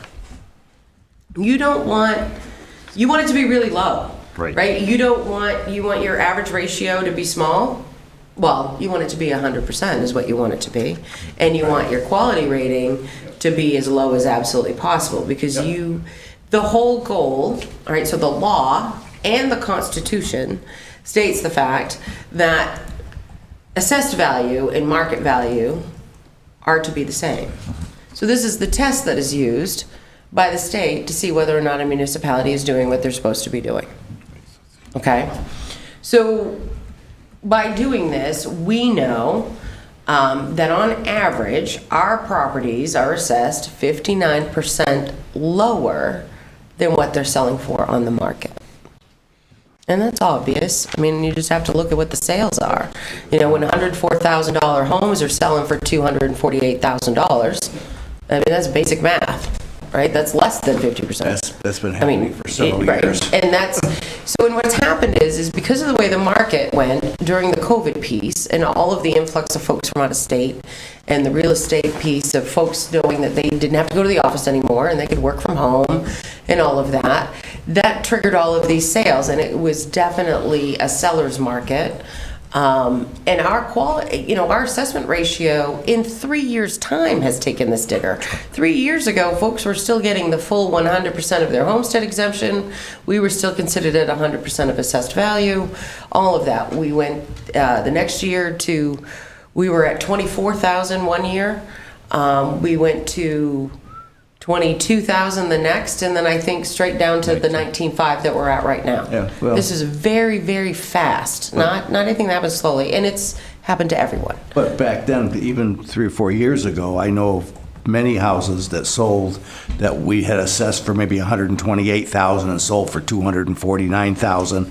It was a constant, and that was even 3 or 4 years ago. And that could be plausible, but then what happens is they become the ones that are in the top 15%. Or the bottom, you know, they become the outliers. So they can be factors, but it wasn't enough that it made it so that the entire assessment ratio went down. So the piece is with this, and also to, you know, to compensate for the calculation and maybe not knowing something was an arm's length transaction or whatnot, there's a provision within the law that allows us to add 10% to this number when we certify. So 10% of 59, I mean, say you even call it 6, still puts us below 70%, which is the threshold that's required by the state before it starts affecting you. And it penalizes you based upon reimbursement for, again, homestead exemption, tree growth reimbursements, all of those various different things. So what will happen is we will have to certify by the state by the end of June what we'll be using for a ratio for the 24-25 tax commitment by June of 24. We usually send it in April. Nobody wants to wait till the last minute. So when I brought this up to you when we were doing the tax commitment, it was so that you would understand that there were going to be some changes that are coming to property values earlier than anticipated. When we hired RJD Appraisals, the reval that they were doing was going to happen over the course of 4 years. And no new value was going to go into effect until the 4th year. Right? So they were going to make sure they visited every single property, did the true and perfect list, and the new values were going to go into effect 4 years from now. What the sales ratio did said, we can't wait that long. We have to do what a lot of municipalities have done across the state, in which we go into our tax tables, cost files basically is what they are, and adjust them.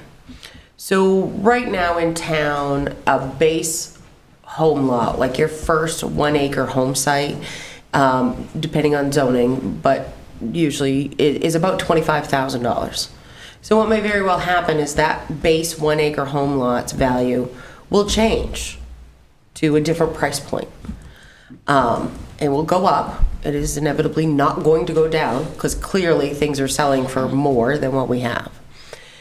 And that number will get changed in the cost tables, which will affect every single person that has an acre of land. All in one fell swoop. It's just change that number, hit save, redoes the calculation. Right, but it won't affect them if we move the mill rate accordingly. Well, I'm getting to that. Don't jump ahead. It won't affect them one bit. Don't jump ahead. Okay, so what folks were going to see happen is they're going to see their property values adjusted. And what I've discussed with with Rob is that we want to make sure we at least get ourselves to the 70% so we don't get penalized, knowing that we're doing a reval, and maybe we get a little bit higher because they want to really make sure we've gone to these properties and done exactly what needs to be done for this true and perfect list. Yep. So we're going to hit the things that we know are basics. Another one is site improvements. Okay, so if you have a well and septic, I think that's currently valued at 10,000. So we'll find out, what's the average rate of a well and septic and make sure it's applied consistently and equally and fairly across the board. So those sorts of things. Now, back to what you had said. I want to hit on something else before we move forward. Sure. Why make it that complicated? Because you have to. Well, no, it just has to be fair That's the state. and even, correct? So That is correct. All right, so check this out. why don't we let her As finish fire her as- presentation first, and we Right, can fire right. some questions. So- Well, because I wanted to get on to the assessed value before we moved on to mill rate. But I think that might be where she's going. No, so what I'm saying is that what will happen is folks are gonna see their assessed values change, okay? And they're probably gonna see their property values go up. But it is all relative, because the driving factor of an increase in property taxes is the budget. And the example that I wanna give you is, say I need to raise $12. And right now, based upon these ratios, your property's worth $2, and our mill rate's gonna be 6 in order for us to raise $12. Okay? Now, if I double your property value, and instead of your home being worth $2, it's worth $4, I still need to raise $12, so your mill rate's gonna be 3. Okay? So not 6, it's 3. Right, but it isn't, because there's other factors in there that change that. Nope. Because when you get to 100% compliance with Augusta, your homestead exemption and your other things change, which affects your mill rate. It's not, Not necessarily. because we're at 19.5 now, if we was at 100%, it would be 22. It's just less money that we get, Right, but it actually. changes the mill rate, is what I'm Right. getting at. It's Well, not and it can, exempt. yep, it can. And quite frankly, a smaller homestead exemption means we actually get less money from the state, and you pay more property taxes.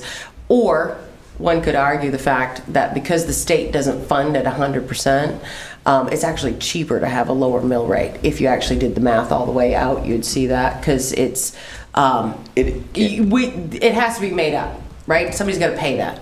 So I don't want to get into the weeds on tax assessments and all of that stuff. We're just talking about sales ratio and what this is going to mean for folks when they see their property values change.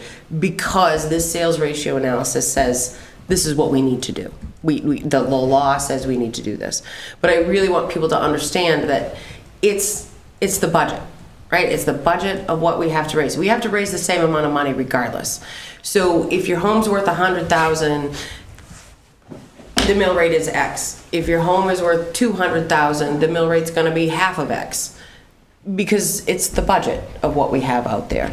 And folks need to know that as long as we do our due diligence and we do everything we need to with regards to the budget, you're not gonna see mill rates go all crazy and wonky. We're not gonna say, oh, look at all this unfounded money that we now have because we upped all of these assessments. I mean, there's 100 different scenarios that people say actually happen when committing taxes. But the goal is to make sure that your property value and the market values are equal. That is what the Constitution says that we are supposed to do. And the other goal is to keep our budget as low as possible so that your taxes are as low as possible. So, Correct. Or take advantage of, don't leave any money laying on the table. absolutely. And that's the first step to this, I would think. Now, follow me just for a second here, because I really don't think this has to be that complicated. If you took the property values, every single one of them, and nobody panic here for a second, and doubled them. So if you have a $200,000 house now, the reassessment is $400,000. Okay? We're at 59%, according to Augusta, of assessed value, correct? By doing that, we would move to 118% of assessed value and maximize the homestead exemption. You can't be higher than 110, just so you're aware. I thought it was 125. No, it's 110. You can't certify because you can be at 100 and you can add another 100 to it. I mean, 10% to it. Right, So you but we can't be can back the higher than 10%. I don't know where you got 125, but Right, it's my but knowledge you it's can also, 110. if you can add 10, you can back it out, Because I think that's which in would get us the to 108, law that I sent you. correct? Yeah, so the minimum assessment ratio is notwithstanding this section, a municipality should not have an assessment ratio at an amount greater than 110 of its just value. It's 110. Minor. Right, plus the 10. No, No, 110. no. When you certify Okay, a ratio, it either way, includes that the doesn't 10. matter, because you just move it to 90 and you're there, or 95, or whatever the number has to be. to But it get- has to be based upon sales.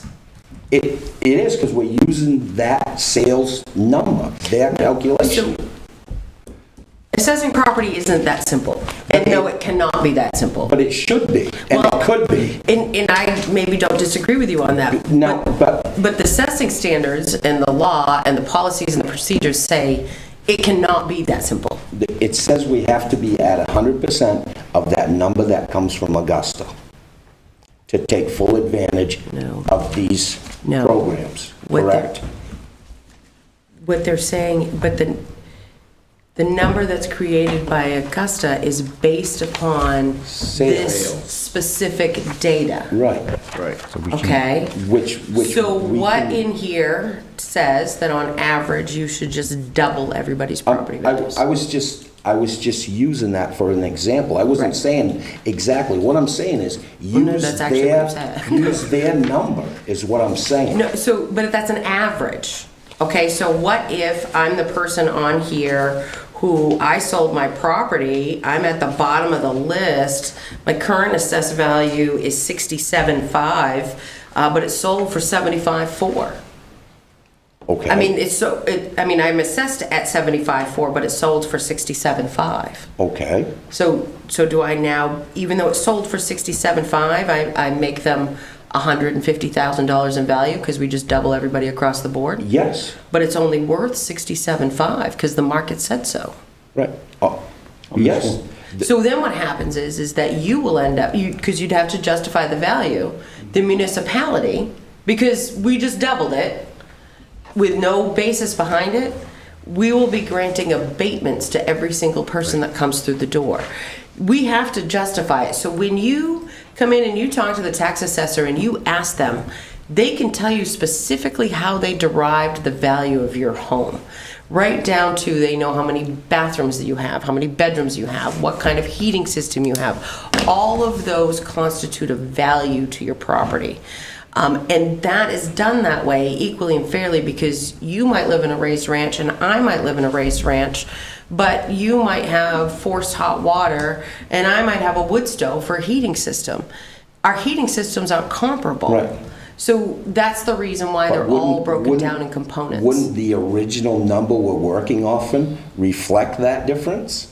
Because we're moving the same percentage on every single number. So, But no.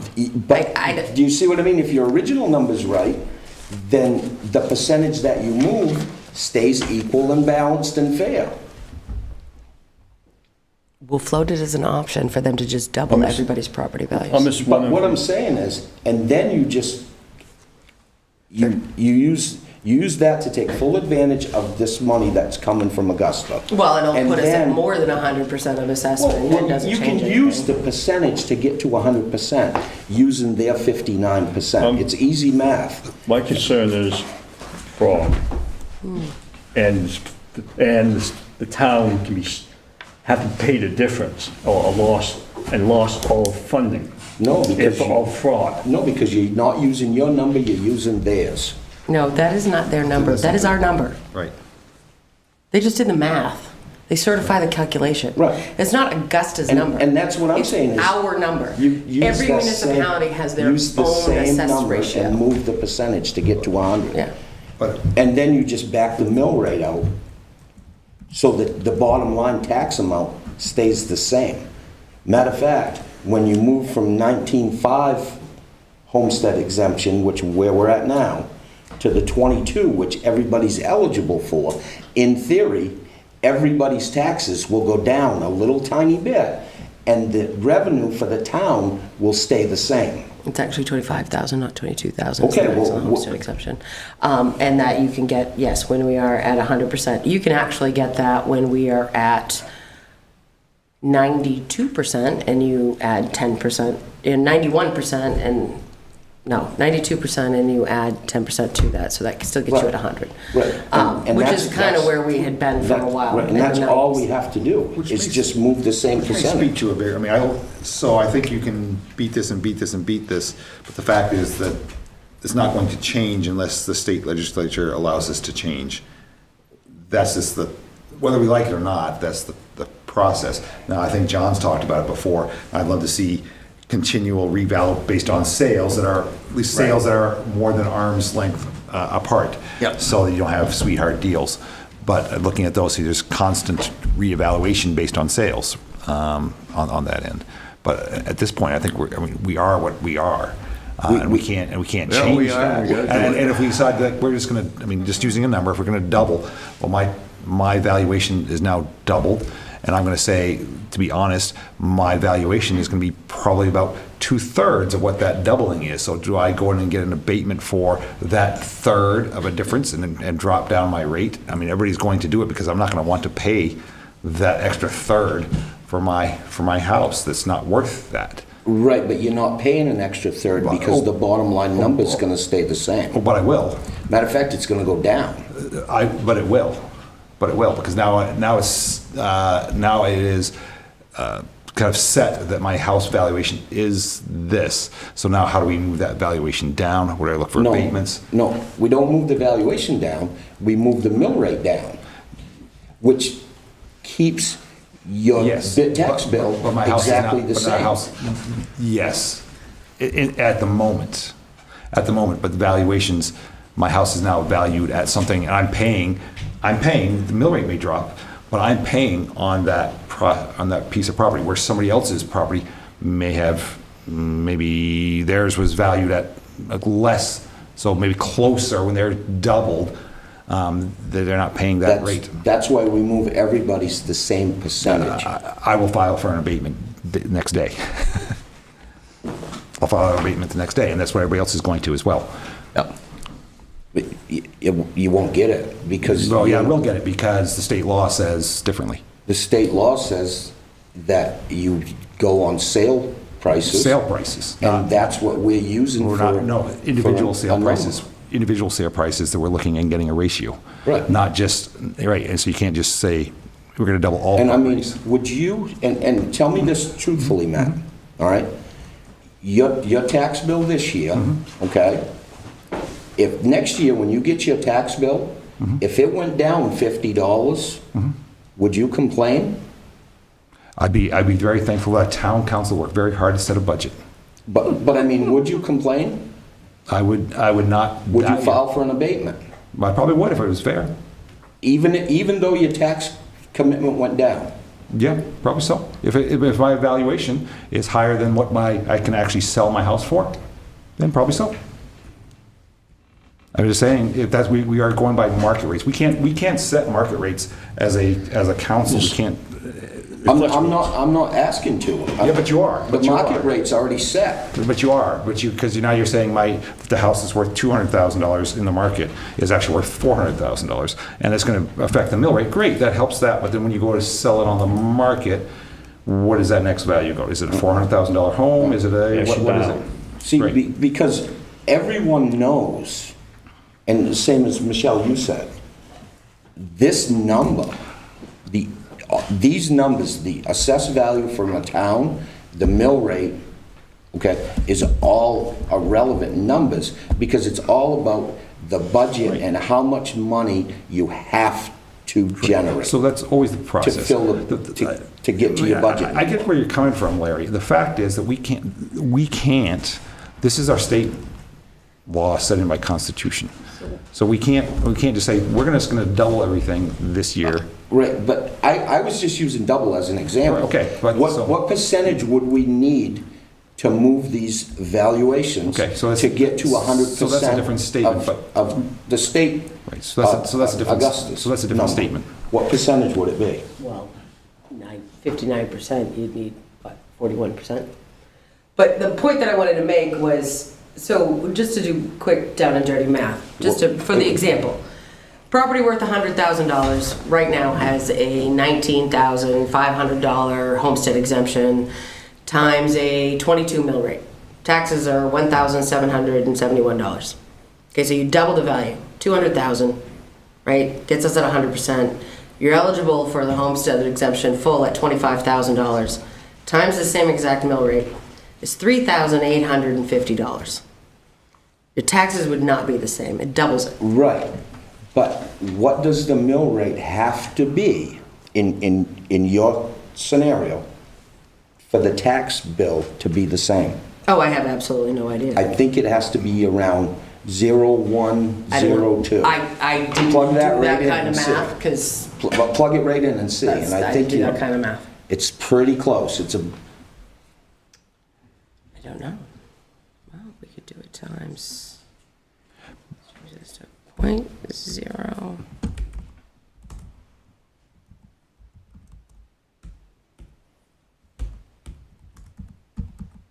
$10. is it close? It's 10. 0.01. Okay. Gets you the same amount. Same number. Yep. And see, that's the important number, is the amount of the bill. I don't disagree with you. I think that's where we get caught up on mill rates and valuation. Now- The fact is the bottom line. Right. But again, we can't, You can't, just can't- doubling everybody's value isn't defendable, is the point. Okay, so it has to be based upon the math. It's not defendable to say, oh, we're at 59%, we're just going to double everybody's value. And I'm not saying exactly double, I'm saying to. It doesn't matter, even get if to it's the not 100. exactly double. Say it's 41%. All right, so what is the solution here? Because we're just gonna. I explained to you what the solution is. Valuations. The solution is that they're going to make adjustments to the cost files that are going to have to go into effect based upon market value. And then people are going to see that in their tax bill next year. And we're going to continue with our reevaluation process. And we are going to continue with the full piece. We're not trying to get to 100% here because they need to physically go and physically inspect. We may find lots of things that are going to influence property tax values, mill rates, over the course of the next 4 years, just simply because of the sheer number of people who've either built additions or built garages or added another story or all of those things that get picked up, and all of that value compounds to what is the influence on the mill rate. What folks need to understand right now, today, is based upon the ratio of sales, so market value to assessed value, is we are currently at 59%. We need to be at least certified at 70, and there are going to be steps that are taken. We don't know what those are yet. There will be steps that are taken so that we can at least certify at 70%. We will have to explain that to the state. We will explain that to everyone else, and then ask the state to allow us to certify at 70%. That's the process. That's what we will be working on and doing. Okay, can we shoot for 100% versus 70? Yes, we absolutely can. That's Okay, why that would 100% make- valuation. That would make me happy to shoot for Yep. 100%. We can. Versus, yeah, so we're The not, seven. so we're not in the same position in, well, until, because it's 3 to 4 years before the new evaluation catches up. We will get to the number that we can get to that's the best possible number that's defendable. Okay, now, let me ask you one more thing. When do you think you can have that kind of thing available so we can look at it? I have no idea. I do not know. So we haven't even started discussing it yet. Probably after the first evaluation set is completed. So No, the that'll be official too letter, late. so like if you notice the copy of the letter that I provided to you, that came in, I think, did the sales ratio declaration statement have a date on it? September 20? No, it didn't have a date on it as to when it was provided to us, but I'm not sure when we actually get the form. But I know that that's something that we're looking to have conversations about soon. We got stuff. But I do not know when that will be at this time. But I know it's gonna be, like I said, the last one we sent in April, so it'll be spring. Probably late spring. There's no way this can be done sooner than that? We currently have an assessor that works 1 day a week. So, probably not completion, no. When are they starting their assessment that we're paying $275,000 for? I know they started a couple weeks ago working with IT as to where we were going to set up their workstations and their access to our software and all of those pieces. So that's getting going. And they're narrowing down which maps they're going to be working on. Usually it's based upon number of parcels per map within the next, they'll do throughout the winter, summer. And they're fall, still and winter. gonna only work 1 day a week on that? This is 2 additional folks that will actually be assigned here. They're not here yet. That's a different process. But it's the same process, same outcome. To some degree, but not, these folks usually do measure and list, these 2 people that will be here. Cost tables are usually done by Rob Duplessis based upon the values that we have. Higher up, company owner, What's that? the company owner, Okay. right? And So measure and list are folks that, they don't usually get into the cost tables. Right, and I They go out understand and do that. the specifics of the Right. property. And there's no possible way to move this up sooner than that? Maybe it'll be ready next week, Larry. I just don't know the answer to your question. That's why I said I don't Cost know. more. Could you I ask? certainly can find And find out. out? Yes. And because as soon as we know that number, okay, then we know what a targeted mill rate's going to be for next year. No. No, we don't. Just a targeted one. You don't know the mill rate, you know the target number to work towards. And the reason I say no is, number one, we don't know about the county budget, and we don't know about the school budget. Right. You know, We can only predict for ourselves. I understand that, but you still need a number to work towards, and so you're not just walking in the dark. And we don't have, It won't be coming till That's the county commissioners wouldn't know, the budget committee wouldn't know. Right. And the school district wouldn't know either. Right, but that doesn't mean that we shouldn't have a number to work towards. Hopefully it would be less than what we've got right now. That's Right now, always the goal. believe it or not, Stephanie, what we did last year was the absolute best thing we could have done for the town of Fairfield. Yeah, Every I agree. Every town around us. Yeah, we did well. Saw a major increase Yep. in their tax burden for their taxpayers. Yep. Right. Some doubled, Yes, they did. okay? As we keep that number low, Fairfield becomes more and more attractive, Yep. Yep. Okay. I'm not denying Not that. denying that. as that number becomes low, Fairfield becomes more attractive to citizens. You know something? Then your downtown and things like that grow organically Totally. because of the additional people. But that's So a- we're on the right track. Let's not mess this up by getting sidetracked. Right, so that's a budget item. So Right. that we've done a good job holding the line and having For 5 department years, heads we've do a been great doing job that. of budgeting. Yes, and it's the budget committee, it's the department heads, it's Michelle, Yeah. all the employees, it's all of them. Yeah. But this part is unfortunately something that I think it's our job to fix this spot. we can't though. We have state law shows us how to do it, and we follow the state law. state. If we want to propose a bill from our legislator to go and propose a different plan, then that's fine, but we're following Right now. the law. Yep. We can't do it another Okay. way. One of the things that amazed me as I read and reread what Michelle put together for this sales ratio analysis is how people in the past had the foresight to use the numbers, to make the predictions that would validate what a sales ratio analysis is. Just the process itself is amazing. But that's coming from my standpoint, not being a business person. Right, because I was just saying, this is very simple math. But And for this me- analogy that they for used me- is very common and simple.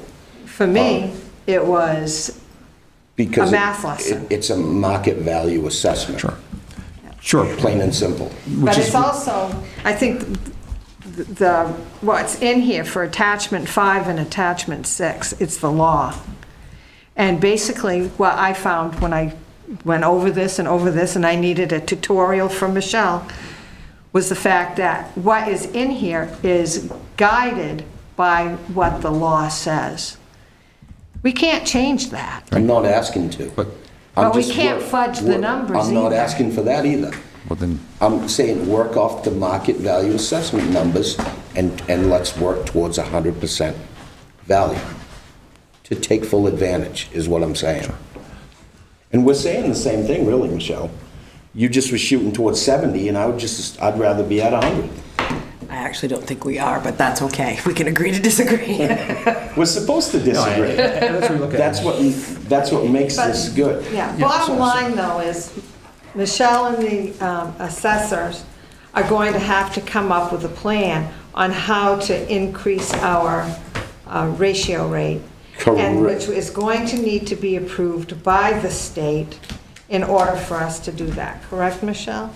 Yeah, so when we send that form in, if you noticed on that document, the one I gave you from last year, there's a way to put in other, right? You can check the other box. Yeah. Oops, I unhooked the wrong It's thing. on the second page, third. And you tell them what it is that you're doing, which is why you don't wait till the last minute to send it in. And they will come back and tell you whether or not you're able to actually do that or not. Right, for option 1 and option 2. Yeah, so option 2 is like the municipality declares a current year certified ratio of blank, right? And that if it's not between, so this gives you what the ratio had to be between based upon in this year. And if it's not, then you have to tell them why and ask that they allow you to certify at the additional rate. So that's what we'll work towards. and it really doesn't matter this discussion, but I look at if you use a number like doubling a value of a property, and that then becomes part of an estate. So they're members of the people in the estate that want to get their half.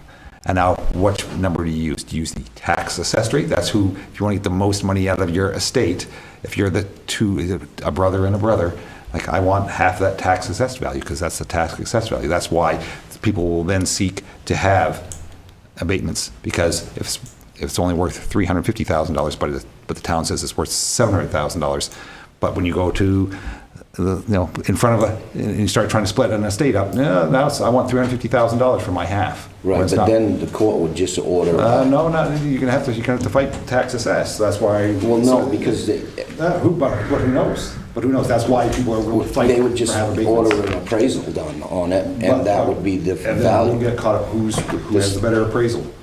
Which one's, so that one's biased. So that's where you get in a whole can of worms. So I'm saying why people will want to have a value that is as close as possible to their actual value, and it's been done through an assessment process rather than just like, hey, we're just going to make this number match our needs. Well, you tell you a funny story, give you an idea, because banks, and John can attest to this. Typically, when you go to a bank to get a loan, the very first thing they ask is for an appraisal. Yep. Okay?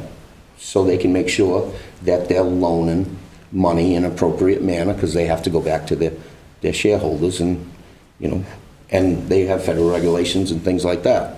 Now, if you have a piece of property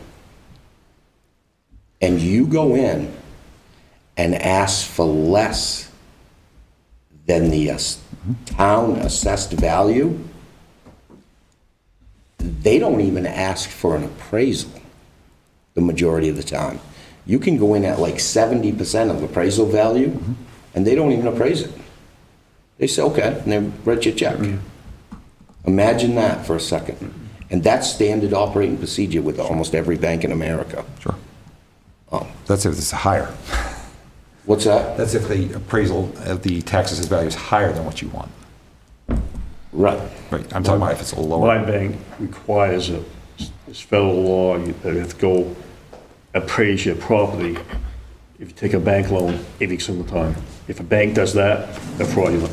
No, not if So you're anyway. asking for 70% or less. So anyway, to this point, yeah, I think we've had a good lesson on the assessment situation.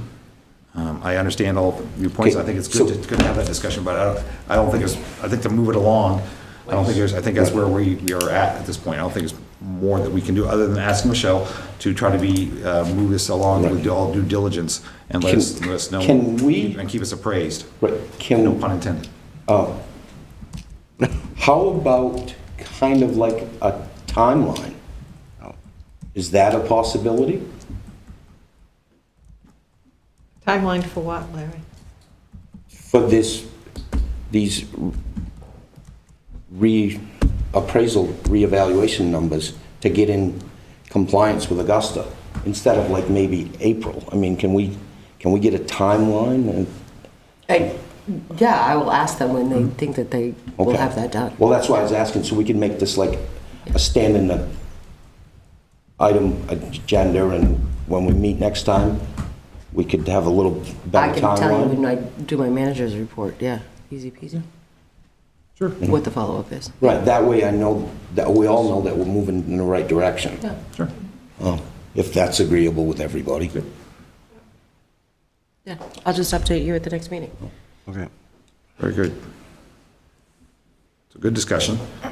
John, do you have any other more business? No.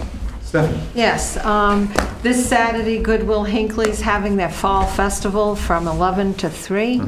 I hope some people from our community will go and visit, and the weather should be wonderful to do so. Should be. Thank you. Yeah, I got that little postcard. That was good. Yeah. Larry? I'm good for tonight, Good. thank you. Oh, I appreciate it. Peter? This Saturday, Mr. Grange has the supper and entertainment by the Elvis impersonator afterwards. Are you This Saturday, going to bring out the sideburns and the glasses? Is that you? All right. I do not have anything to bring to the meeting at this point. I think we had a good discussion. So at this point, I think we shall move into recess. So sign it up. Motion to recess. Second. Was that Thibodeau? Yeah. Okay.